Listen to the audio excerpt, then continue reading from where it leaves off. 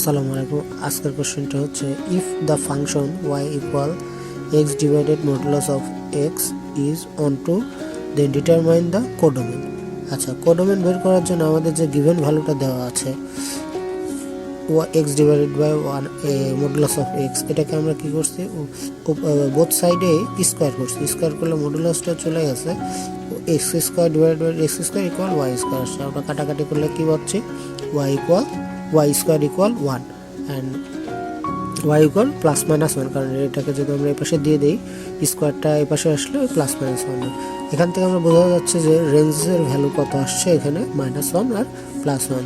Given that the function is one to, এখানে দেখো ফাংশনটি বলা ছিল যে ওয়ান টু হওয়ার অর্থ হচ্ছে codomain y equal to range, তার মানে রেঞ্জ আর কি কোডোমেনটা সমান হবে। তাহলে যদি রেঞ্জ আর কোডোমেন সমান হয় তাহলে কোডোমেনের ভ্যালু হবে minus one and plus one.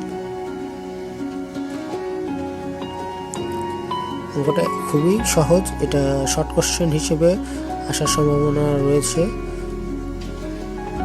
তোমরা চাইলে প্র্যাকটিস করতে পারো। ধন্যবাদ।